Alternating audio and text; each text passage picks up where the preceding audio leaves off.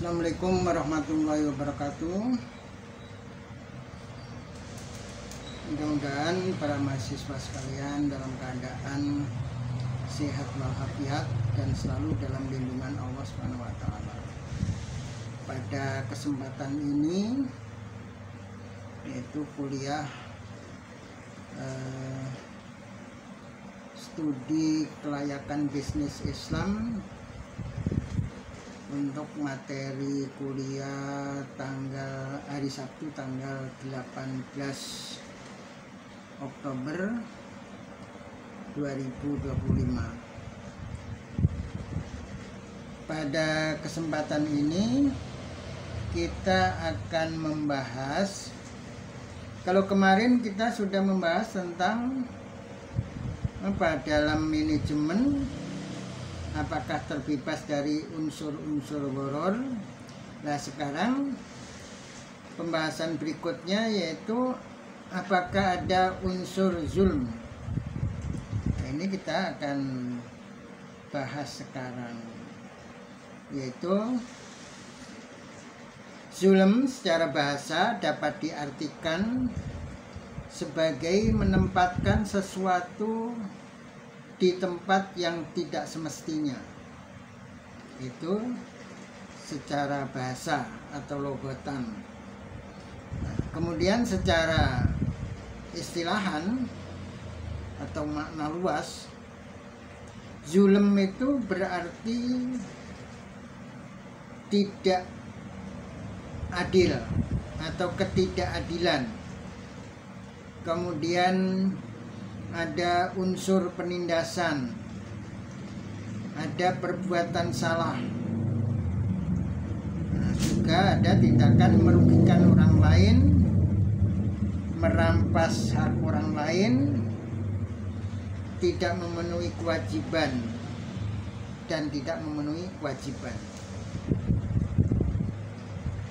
Konsep zulm ini sangat penting dalam Islam dan mencakup berbagai bentuk perbuatan buruk seperti kekejaman, penipuan, dan kesewenang-wenangan. Nah, bentuk-bentuk zulm ini dalam bisnis yang harus diwaspadai dalam bisnis Islam.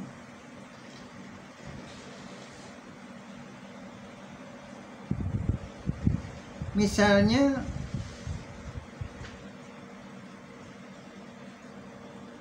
merugikan orang lain atau minimal mengganggu orang lain. Nah, ini di luar bisnis dulu ya, di luar bisnis. Misalnya perbuatan zulm itu menempatkan sesuatu yang bukan pada tempat. Misalnya pada kehidupan sehari-hari, orang duduk-duduk di pinggir jalan itu dilarang oleh hadis. Karena apa? Perbuatan itu mengganggu orang lain, orang yang lewat. Itu pengguna jalan itu kan punya hak untuk menggunakan jalan. Tapi orang yang akan menggunakan jalan itu merasa terganggu. Nah, jadi duduk-duduk di pinggir jalan itu mengganggu orang lain. Nah, kemudian kalau dikaitkan dengan bisnis, sebenarnya pedagang kaki lima itu sudah pasti itu mengganggu pengguna jalan. Namanya jalan itu ya harusnya digunakan untuk orang yang atau pejalan kaki. Biasanya kan pedagang kaki lima itu di trotoar, makanya disebut kaki lima. Jadi kaki lima itu trotoar. Nah, jadi pedagang kaki lima itu mengganggu pengguna jalan, terutama pedagang kaki lima. Nah, Apalagi kalau pedagang kaki lima itu misalnya tukang bakso atau tukang mie atau tukang soto, itu kan menggunakan gerobak yang cukup besar, itu tidak ditaruh miring sejajar dengan arah jalan. Kalau seperti itu kan ya mengganggu, tapi tidak banyak mengganggu. Tapi ada yang ditaruh melintang di trotoar, sehingga ini menyita trotoar untuk dagang. Bahkan akhirnya pejalan kaki ini nggak bisa lewat trotoar lagi, harus turun trotoar ke jalan. Nah ini sebenarnya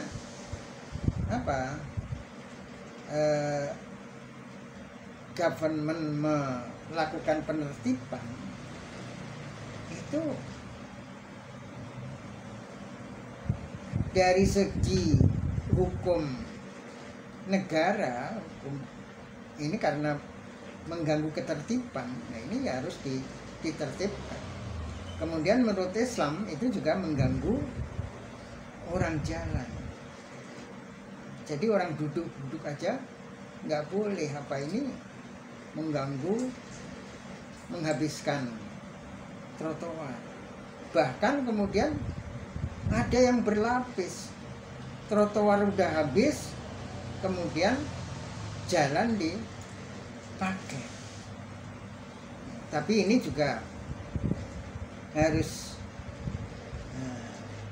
Anda sebagai calon ilmuwan dan Anda menjadi calon pemimpin masa depan, hal ini harus dilihat secara bijak. Ini kan sebenarnya maraknya pedagang kaki lima itu kan karena pengangguran. Lah, pengangguran itu kalau dikembalikan ke konstitusi UUD 45 pasal 27 ayat 2 dan pasal 28D ayat 2 itu kan berbicara masalah tenaga kerja atau orang harus mendapatkan pekerjaan. Jadi artinya apa? Government harus menyiapkan lapangan kerja untuk semua warga negara. Jadi ini sebenarnya kalau ditelusurin itu adalah ketidakmampuan government menyiapkan tenaga kerja, menyiapkan lapangan kerja untuk tenaga kerja untuk semua warga. Jadi kesalahan pertama sebenarnya government. Jadi government ketika taruhlah misalnya presiden ketika dilantik itu disumpah, antara lain sumpahnya itu mengemban amanah konstitusi. Nah itu karena sudah bersumpah ya harus melaksanakan konstitusi. Jadi kesalahan pertama di sana. Terus kemudian ya kesalahan selanjutnya itu ya bagaimana kalau tidak ada tempat untuk berdagang. Tempat berdagang itu yang membutuhkan modal yang cukup besar, nyewa tempatnya, terus menyediakan sarana dan prasarananya dan sebagainya. Kemudian juga harus punya modal untuk dagang. Nah ini modal dagangnya aja tipis, sehingga nggak mungkin nyewa tempat. Tapi kemudian juga perlu ditinjau ketika ada pedagang kaki lima yang dagangannya banyak sekali, misalnya tukang soto itu lapaknya itu lebar sekali itu. Mejanya sambung-sambung, tempat duduknya sambung-sambung, jadi tendanya juga panjang. Nah ini sebenarnya kalau sudah seperti itu ya nggak layak lagi kalau di kaki lima. Itu yang pedagang sudah seperti itu, yaitu sebenarnya mampu untuk nyewa kios atau nyewa gedung, itu mampu. Jadi kalau sudah seperti itu ya, meskipun government tidak mampu menyiapkan lapangan kerja, tapi ketika pedagang kaki lima itu sudah memiliki kemampuan yang lebih, ya harusnya jangan di kaki lima lagi. Nah, di Bekasi itu kan ada bebek goreng itu yang di Bulak Kapal. Dulu kan termasuk kaki lima di depan makam pahlawan, karena ya laris manis, pelanggannya banyak. Nah ukuran pelanggannya banyak itu bukan jam-jam waktu makan saja, itu penuh itu kan jam-jam waktu makan. Di jam-jam yang bukan waktu makan itu masih ada aja yang beli, itu masih banyak lah, meskipun tidak sepenuh jam pada jam-jam makan. Nah ini buktinya ketika di kaki lima tergusur karena pelebaran jalan, karena di Bulak Kapal kemudian ada underpass, sehingga jalan utamanya juga dilebarkan. Nah, maka ini tergusur, dan setelah tergusur ternyata sekarang mampu kan nyewa kios. Ini bukti bahwa kalau pedagang kaki lima itu sudah pelanggannya banyak, artinya omset penjualannya sudah besar, ini mampu menyewa tempat itu mampu.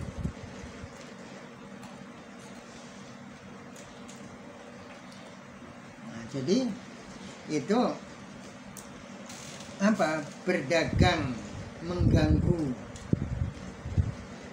fasilitas umum yang akhirnya nanti berakibat pada pengguna fasilitas umum itu terganggu, itu nggak boleh, itu melanggar agama dan juga melanggar tata tertib pemerintahan.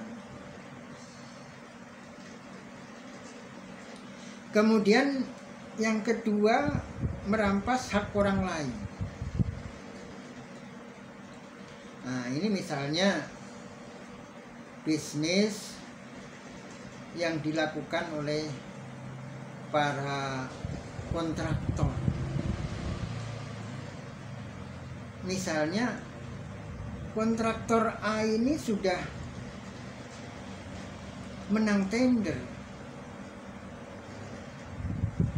tapi kemudian kontraktor B ini ingin mengambil tender yang sudah dimenangkan oleh kontraktor A.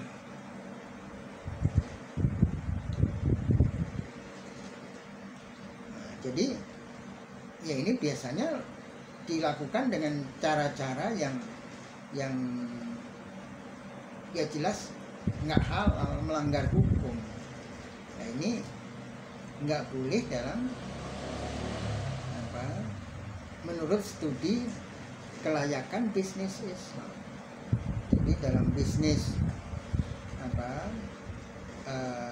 para kontraktor itu, kalau sudah di tender itu dimenangkan oleh kontraktor lain, ya kontraktor yang kalah ini ya harus mencari tender yang lain, atau ya kalau bisa misalnya minta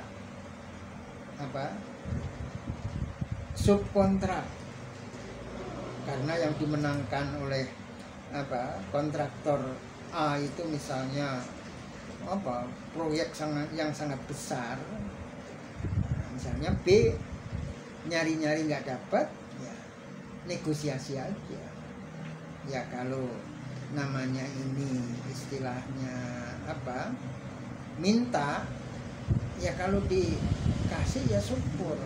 Kalau ternyata pemenang tender ini tidak mau ngasih, ya memang itu hak dia. Ya kontraktor B nggak bisa memaksakan diri. Itu misalnya bisnis berkaitan permainan tender. Ya, untuk memenangkan tender juga itu ya harus lurus-lurus aja lah sebenarnya. Karena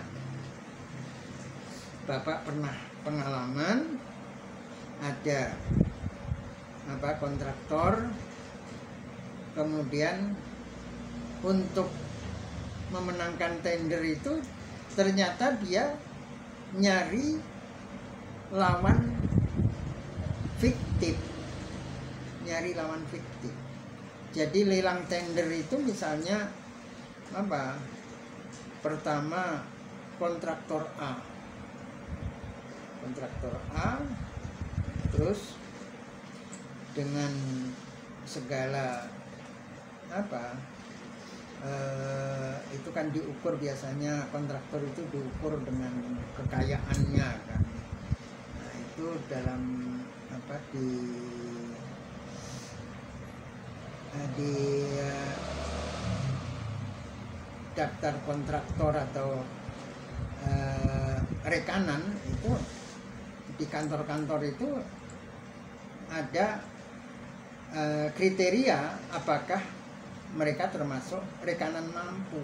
Nah, itu rekanan mampu itu ada kriterianya mengenai kekayaan dan seterusnya, sehingga dia layak untuk misalnya lelang tender.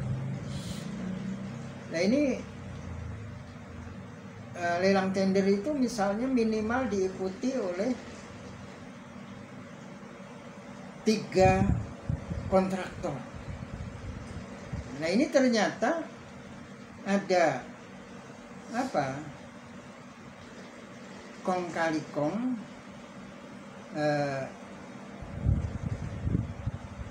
instansi government dengan kontraktor. Kemudian yang didaftar untuk mengikuti lelang tender ini, kontraktor A ini membawa bendera aslinya ikut lelang. Kemudian lelang selesai, nah kemudian ganti kontraktor B, tapi mainnya sama orang-orang kontraktor A. Nah ketika dalam proses pelelangan ganti baju aja. Nah, demikian juga pihak instansi yang memiliki tender. Kemudian selesai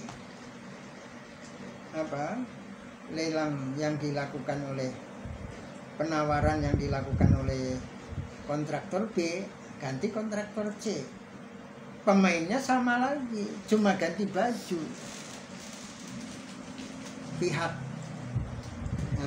instansi pemerintah juga ikut ganti baju. Jadi dipoto dokumennya sudah beda-beda, tapi sebenarnya pelakunya sama.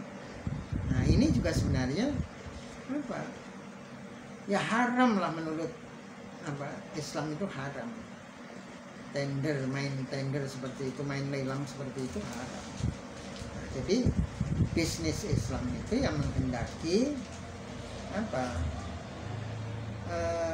transparansi. Nah, karena ini pemilik kontraktor A ini akan dengan cara seperti itu berarti akan menghilangkan hak kontraktor yang lain. Misalnya kontraktor D, kontraktor E, kontraktor F dan seterusnya. Ini kesempatannya untuk ikut lelang menjadi hilang. Jadi ini adalah perbuatan kecurangan yang dilakukan oleh kontraktor dan pihak kantor.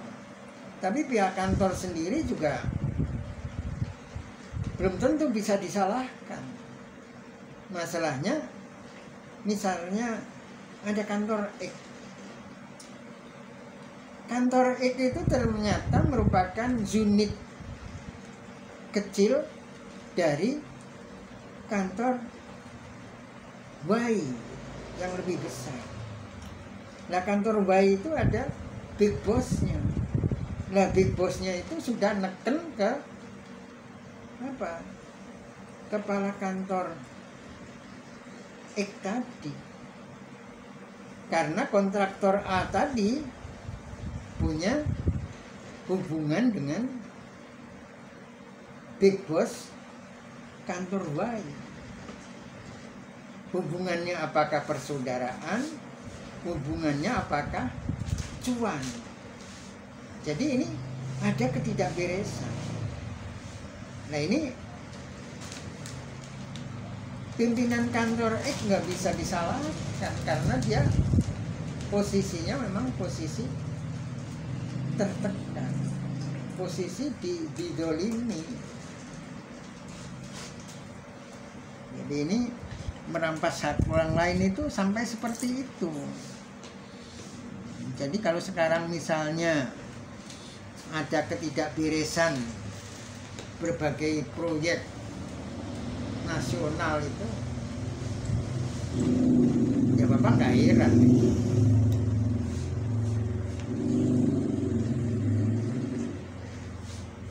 Nah, kemudian ada juga yang termasuk zulm itu menindas, bertindak semenang-menang dan kejam terhadap pesaing atau lawan bisnis, misalnya memboikot, melakukan monopoli, merusak produk pesaing. Sebelum Bapak memberikan contoh merusak produk lain, ini di negara kita itu meskipun ada undang-undang anti monopoli dan kartel, tetapi monopoli itu luar biasa. Jadi pada suatu waktu Bapak cerita pengalaman Bapak penelitian di Magetan, tapi di kampung di wilayah Kabupaten Magetan, yaitu ada peternak ayam telur.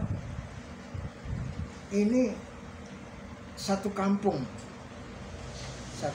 menjadi peternak ayam telur.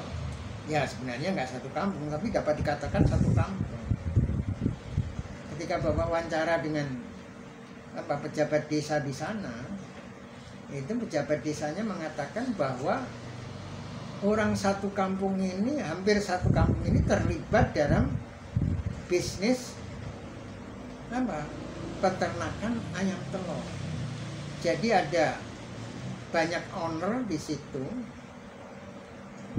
Kemudian ada petani yang mensuplai bahan-bahan untuk pakan ternak seperti dedak, bekatul, terus kemudian jagung dan bahan-bahan lain.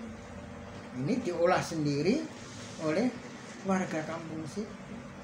Ya tinggal beli konsentratnya aja, kemudian untuk dicampur dengan bahan pakan yang sudah tersedia. Jadi ada peternak, ada pensuplai makanan, kemudian ada yang jadi pedagang telur, kemudian yang dari luar itu cuma dokter dan obat-obatannya. Bahkan karena ini satu kampung, dokternya itu gratis. Karena apa? Penduduk kampung ini beli obat ternak ini ke satu perusahaan besar. Jadi akhirnya perusahaan besar itu menyediakan dokter hewan secara cuma-cuma. Kemudian pemuda kampung situ itu juga kerja di peternakan itu, sehingga sekdesnya itu menceritakan ke bapak, bilang, Pak, nanti kalau sekitar jam 9 ada anak-anak muda di sepanjang jalan yang pakaiannya kayak gembel, itu bapak jangan takut ya. Itu anak-anak muda sini pekerja di peternakan ayam ini. Jadi mereka habis sholat subuh ini langsung masuk ke peternakan, dari mengutin telur, membersihkan kandang, mengganti makanan, mengganti minuman, dan seterusnya, sampai akhirnya sekitar jam 9 ini mereka keluar dari kandang, menghirup udara segar, duduk di sepanjang jalan desa. Ya namanya jalan desa kan sepi, kebetulan jalannya sudah diaspal, ya enak duduk sepanjang jalan aspal di desa itu. Jadi ini dari satu sisi Bapak bercerita tentang kesuksesan desa itu, tapi kemudian almarhum Pak Fauzi itu mengatakan, Pak, kalau nggak salah telur produk yang Bapak ceritakan itu nggak laku di Jakarta. Ini ternyata nggak lakunya itu karena monopoli ini. Ya untungnya di kampung itu sudah ada pedagangnya. Ya pedagangnya tinggal mencari celah-celah atau ceruk-ceruk yang belum diisi oleh pedagang yang melakukan monopoli. Nah ini perbuatan monopoli ini nggak boleh dalam Islam. Monopoli itu nggak boleh, kecuali hajat orang banyak, seperti air, kemudian benda-benda tambang, itu memang harus dimonopoli. Tapi yang memonopoli harus government, nggak boleh swasta memonopoli, itu nggak boleh.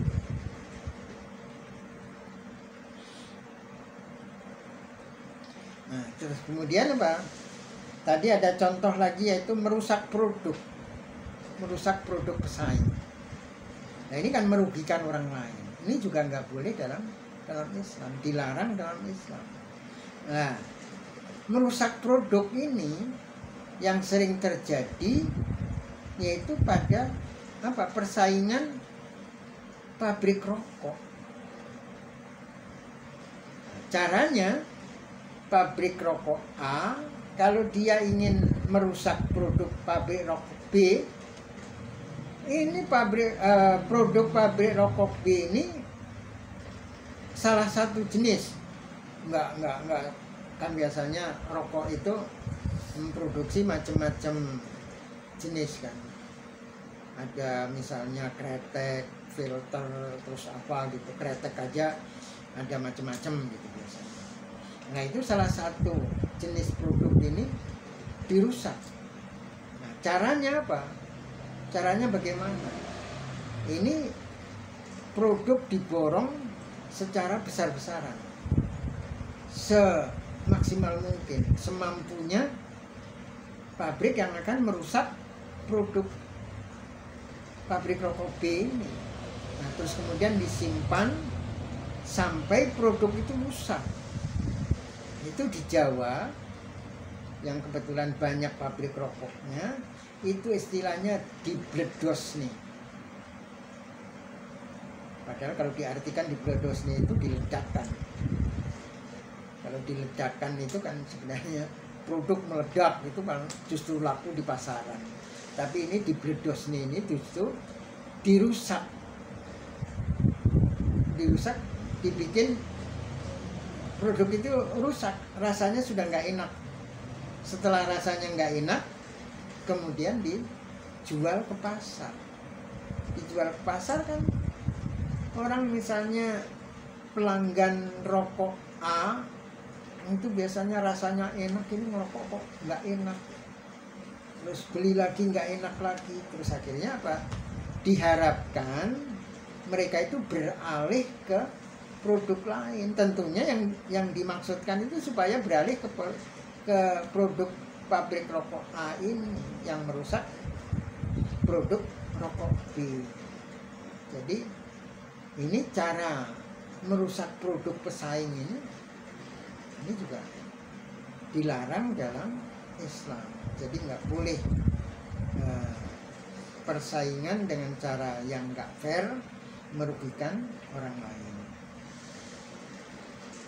Kemudian ada yang berikutnya, menganiaya, menjatuhkan nama baik pesaing atau lawan bisnis, mengintimidasi, bahkan mengancam jiwa. Nah, perbuatan licik ini ya misalnya dengan cara menjatuhkan nama baik pesaing, ini pernah dialami oleh owner restoran Wong Solo. Nah, jadi bukan Wong Solo ini yang berbuat ya, dia jadi korban. Jadi pemilik restoran Wong Solo ini jadi korban. Jadi pada waktu itu apa peristiwa yang kemudian digoreng ini apa? Itu waktu itu pemilik restoran Wong Solo ini melakukan poligami. Ini nggak ketahuan pesaingnya itu sebenarnya siapa. Terus kemudian pesaing ini menggunakan ormas tertentu. Ormas inilah merusak citra Wong Solo ini. Jadi apa? Perbuatan poligami yang sebenarnya ya meskipun ada beberapa orang yang nggak suka mencibir terhadap perbuatan poligami, tapi toh ini sebenarnya banyak yang melakukan dan juga banyak yang nggak menimbulkan masalah apa-apa. Tapi Wong Solo ini, pemilik restoran Wong Solo ini di blow up sedemikian rupa dengan berbagai macam isu negatif. Akhirnya apa? Ujung-ujungnya ada apa? Upaya memboikot gitu. Disarankan para pelanggan restoran untuk memboikot restoran Wong Solo ini. Di Kalimalang itu sampai nutup. Nah, kemudian waktu itu di Bapak ke Medan, di Medan nggak ngaruh, blow up dari Jakarta ini nggak ngaruh. Di Banjarmasin juga nggak ngaruh. Kebetulan habis peristiwa itu Bapak tugas ke Medan, kemudian juga tugas ke Banjarmasin, ternyata restoran Wong Solo ini baik-baik aja. Nah, peristiwa yang sama itu dialami oleh kiai muda dari Geger Kalong Bandung, yaitu Agim Gimnastiar. Itu ketika poligami juga di blow up sedemikian rupa, akhirnya sampai permintaan ceramah Agim ini turun drastis. Jadi ini perbuatan nggak fair, menjatuhkan nama baik.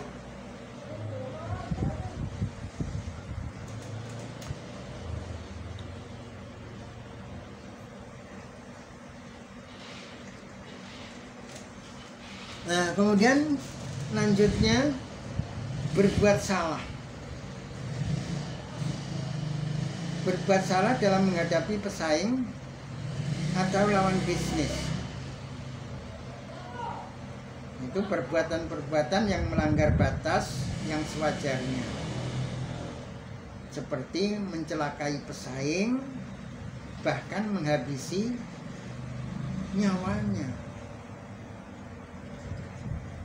Itu di samping melanggar hukum positif, juga sangat diharamkan dalam Islam. Kemudian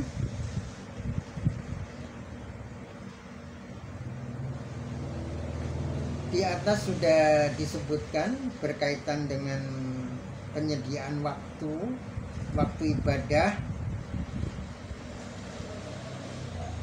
Itu poinnya sebenarnya poin B dari poin yang lebih besar, yaitu nomor 2, yaitu secara spesifik bagaimana jam kerja waktu bulan Ramadan. Apakah ada pengurangan waktu atau tidak, terutama bagi pekerjaan-pekerjaan yang berat.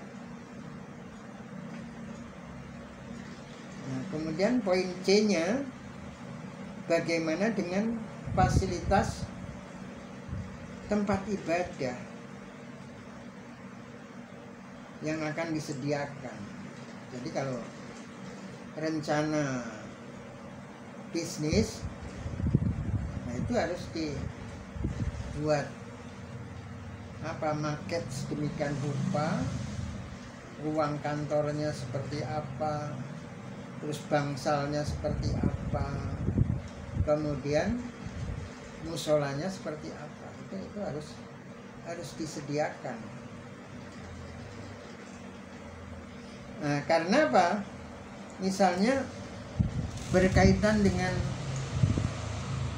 waktu sholat,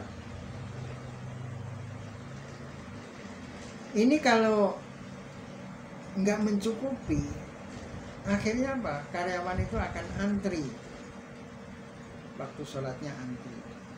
Kalau jamaah ya sip-sipan. Seperti di stasiun,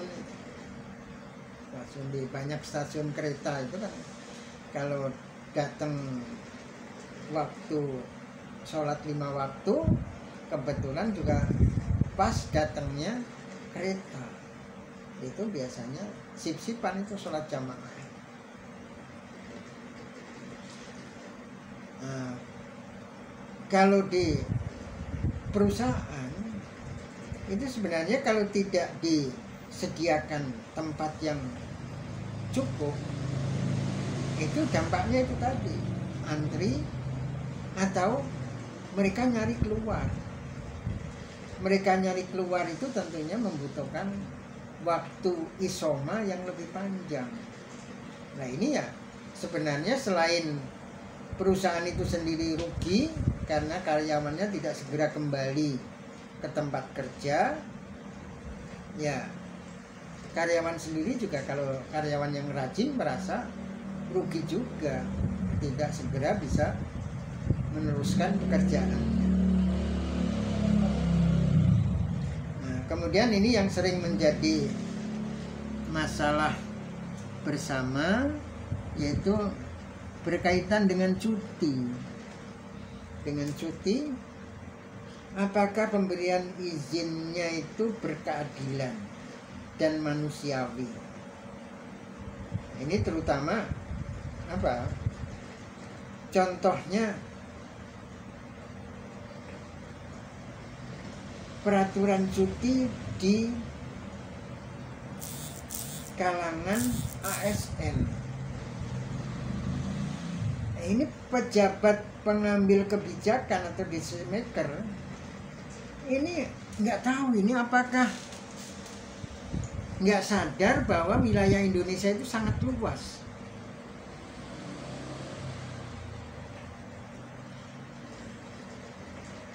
Sementara kita umat Islam itu kan dihadapkan dengan aturan agama, perintah agama. Misalnya surat Luqman ayat 14 itu dikatakan bahwa dan kami perintahkan kepada manusia agar berbuat baik kepada orang tuanya, ibunya yang telah mengandungnya dalam keadaan lemah yang bertambah-tambah dan menyapihnya dalam usia 2 tahun. Bersyukurlah kepadaku dan kepada kedua orang tuanya. Nah, ini problem teman saya. Itu ibunya sudah sakit tua, itu sakit yang apa? Menunggu ajal. Kemudian dia minta izin cuti. Rumahnya di Palembang. Nah, ini Palembang sebenarnya belum merupakan tempat yang jauh dari Jakarta. Bagaimana kalau Aceh? Bagaimana kalau Tarakan, Kalimantan Utara, Kaltara? Bagaimana dengan kalau yang pulau kecil, Sangir, Tolaut? Ini harusnya ada pertimbangan. Dan biasanya orang tua itu kalau meninggal itu kadang-kadang apa? Mengalami apa? Susah untuk meninggal. Misalnya nungguin anak kesayangannya. Begitu anak kesayangannya datang, terus bisa berpelukan, nah, biasanya terus apa? Meninggal itu kelihatan ikhlas sekali. Nah, itu kondisi wilayah yang sangat jauh itu harus dipikirkan. Kok sepertinya kalau satu pegawai cuti itu negara kayaknya bubar. Wah, itu nggak tahu, itu pikiran pejabat itu berlebihan banget. Nah, teman bapak ini yang karena ibunya sakit, yang menunggu apa? Yang menunggu hari akhirnya temen itu dikasih cuti cuma berapa hari, tapi akhirnya dia di kampung itu melebihi itu. Nah, itu ketika balik ke Jakarta, balik ke kantor, ini kena sanksi indisipliner. Jadi dianggap sanksi yang berat. Nah, itulah lucu. Jadi kalau cuti-cuti gitu yang sebenarnya ya kan terbukti ketika COVID juga kantor nutup sampai kayak apa juga, toh negara ini masih utuh. Jadi kayak kiamat aja kalau ada satu orang aja cuti itu nggak diizinkan. Tapi kalau korupsi malah dibebaskan. Nah, ini kan negara aneh. Nah, jadi kalau Anda jadi pejabat decision maker, itu perhatikan wilayah Indonesia itu luas. Jadi sebenarnya kalau menurut Bapak, pejabat yang kayak gini itu pikirannya justru separatis, pengen mecah-mecah Indonesia. Dikasih wilayah yang luas dari Sabang Merauke, Sangir Tolaut sampai Rote, nggak bersyukur, malah bertindak sewenang-wenang, seenaknya udelnya sendiri. Itulah pejabat Konoha.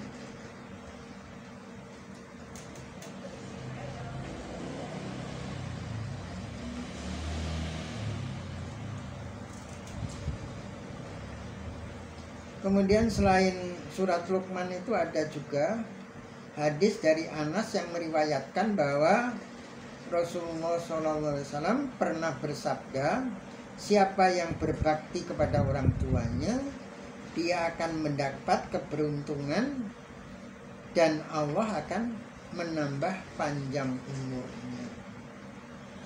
Nah itu ada teman di kantor cerita. Jadi ini kebetulan anak bontot ini, kakak-kakaknya sudah nikah, sudah misah dengan orang tuanya, sudah jauh, ada yang merantau juga sudah jauh, tinggal anak bontot aja. Anak bontot yaitu nungguin orang tuanya sakit, ya cuma dia sendiri yang gendong, yang mandikan, yang membersihkan kotorannya. Habis bapaknya sudah selesai, ganti ibunya, gitu terus. Tapi berkahnya dia ngurusin orang tua itu ternyata apa? Setelah dia itu merantau, lancar semuanya, rezekinya itu lancar. Jadi ketika Anda jadi pejabat di maker, yaitu yang punya, yang pembuat keputusan, itu juga harus hati-hati. Nah, demikian juga cuti hari besar keagamaan itu merupakan persoalan yang nggak tahu itu dari dulu. Terus kemudian kalau habis lebaran itu di kantor-kantor itu ada absen khusus segala macam.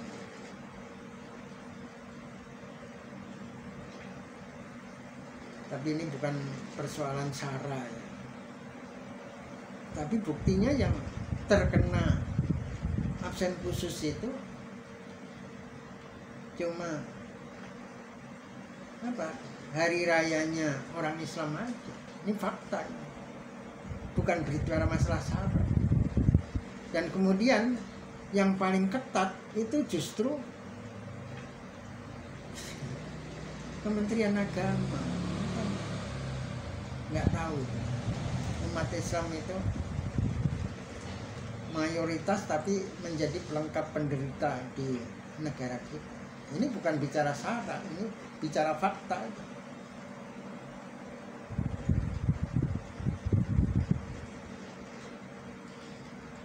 Ya, padahal misalnya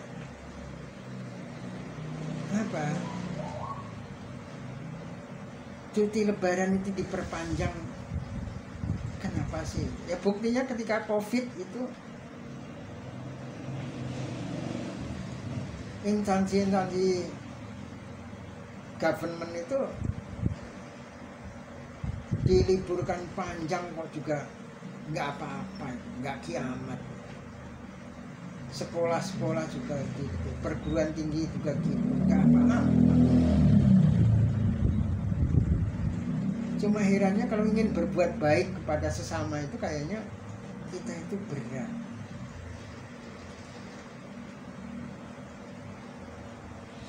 Padahal ya belajar ajalah ke negara lain. Artinya apa? Belajar bagaimana negara-negara lain itu memberikan cuti. Di negara-negara tertentu kan ada cuti musim panas itu sampai lama, sehingga di negaranya dia cuti terus kemudian bisa jalan-jalan traveling ke negara lain.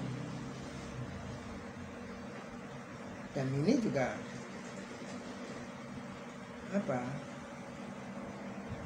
karena negara mereka itu di-manage dengan jujur, sehingga Bapak pernah ngobrol di Bali itu dengan turis dari Australia membawa 2 anaknya. Dia cerita dia cuma petani dengan tanah yang tidak terlalu luas. Kemudian di kebunnya itu dia punya tanaman mangga,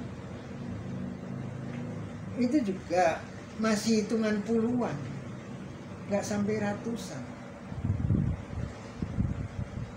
Bapak lupa 30 pohon atau 60 pohon, dia bilang itu. tapi dia bisa jalan-jalan ke Indonesia. Karena apa? Ya ekonomi negaranya mapan. Ketika penduduknya cuma punya kekayaan yang seperti itu, tapi ya akhirnya berkah lah, 60 pohon, terus bisa jalan-jalan ke Bali membawa 2 anaknya yang masih kecil-kecil.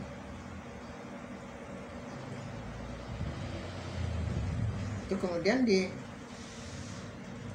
negara Australia itu karyawan penuh berhak mendapat 4 minggu libur per tahun.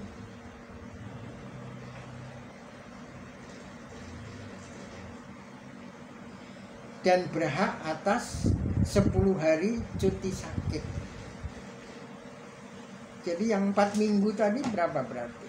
Hampir sebulan kan. 4 kali 7. Jadi hampir sebulan.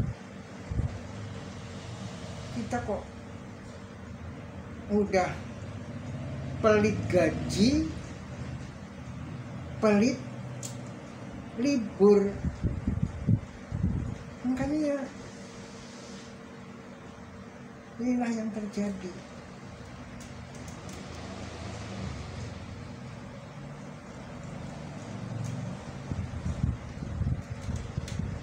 Nah, jadi saya kira cukup panjang lebar materi kuliah yang sudah Bapak sampaikan. Nah, ini sudah 51 menit. Jadi hampir 53. Jadi sudah cukup banyak yang Bapak sampaikan. Maka Bapak akhiri sampai di sini. Assalamualaikum warahmatullahi wabarakatuh.